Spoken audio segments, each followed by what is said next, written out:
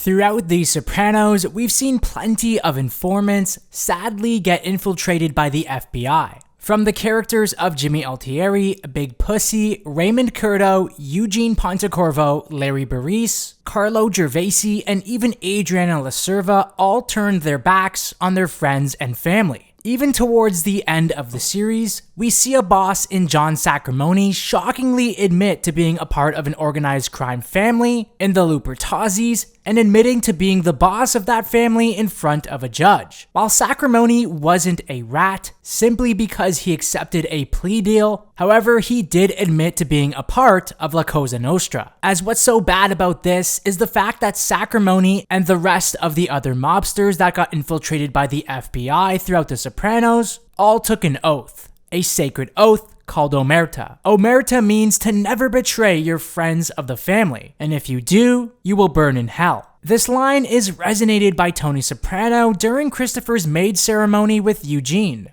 My family's saint.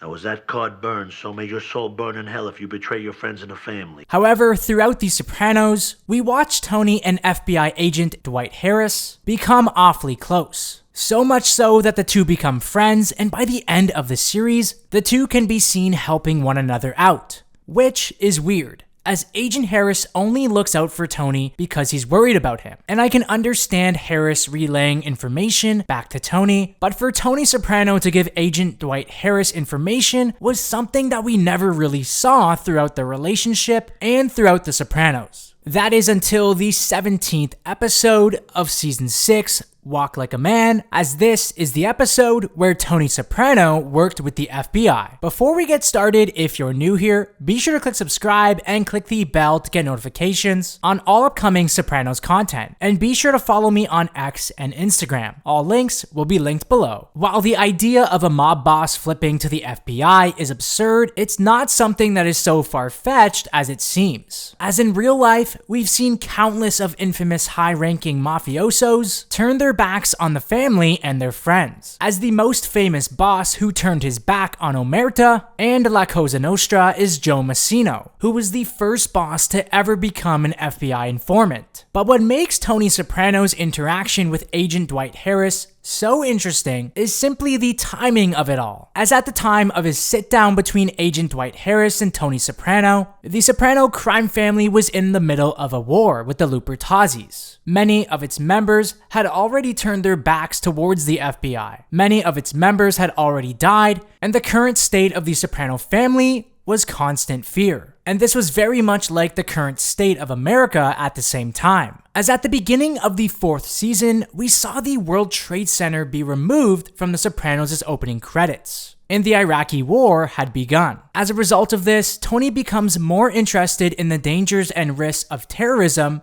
than all the other mobsters. Whether this is Tony's concern over a newscast that broadcasted the possibility of terrorists hiding in shipping containers, mind you, the same shipping containers that Tony himself uses to smuggle cars to Italy, and the same shipping containers used to receive cheese from Italy, as we find out from Carlo. But as time would progress heading into the final season of The Sopranos, Tony wouldn't be the only one who shifted their focus to the war on terror. As by the beginning of Season 6, we watched Agent Dwight Harris get transferred and relocated to focusing on terrorism in Pakistan, as this was a result of the FBI spending more time and money on terrorism rather than organized crime. As in the beginning of the series, the FBI's goal was to bring down Tony Soprano and his crime family. But by the end of the series, we could see that the characters, their mindset, and their attitude, and America as a whole, was changing, simply because of the 9/11 attacks. The entire duration of Season 6 showcases a large narrative to the war on terror throughout the season. And in the 2nd episode of the 6th season, we are introduced to 2 new characters. And these are Ahmed Al-Najafi and Muhammad. The two are 2 associates of Christopher, and for a while, the 2 were frequent customers at the Bada Bing before disappearing entirely without a trace. Because of this, Tony wondered if the two were somehow connected to Al-Qaeda. And when we're first introduced to the two men, they meet with Christopher to buy stolen credit cards. Later on in Live Free or Die, Tony confronts Christopher about the possibility of Mohammed and Ahmed being connected to Al-Qaeda. Christopher shared suspicions about the two along with Tony, but later shot the idea down due to Mohammed and Ahmed being so-called gun nuts. In the 16th episode of the season, Chasing It, Tony spots Muhammad and Ahmed at a social club for Muslims. But this time, the two are completely clean-shaven, but more noticeably Muhammad, as it almost looks as if the two were in disguise the entire time while they were hanging out at the Bing. Throughout the final season, we were constantly being reminded that Agent Dwight Harris was transitioned to anti-terrorism, and that Tony or anyone knew anything, they'd be helping not only the FBI but also the United States as well. And throughout the 6th season, we watched Tony and others worry about future terrorist attacks, as this was the current state of America after the 9/11 attacks. Acting out of fear, Tony passed their names, Ahmed's cell phone number, and details of their merchant bank to the FBI and Agent Dwight Harris, in hopes of gaining information on Phil Leotardo's location in return, something that we would see come full circle in the final episode of the series. Here, we see Agent Dwight Harris mention a 5K letter.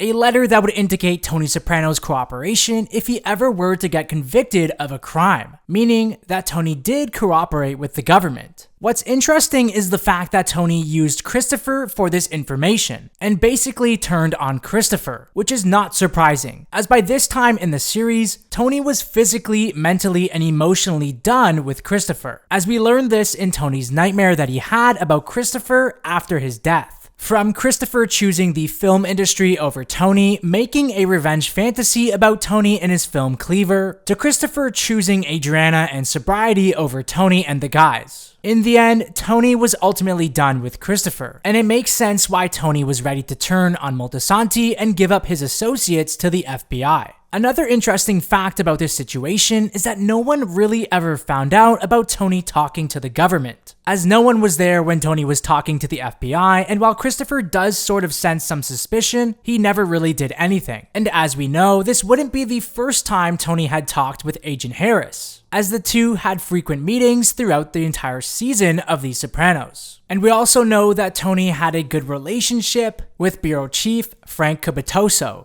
From Tony Soprano. Never misses an occasion. Christmas, Columbus Day. And in the final episode of the series, we saw once again Tony and Agent Harris coming together to find the whereabouts of Phil Leotardo. What are your thoughts about Tony Soprano theoretically turning towards the FBI? I would love to hear them down in the comment section below. For more Sopranos content, keep it locked here, right here on this channel.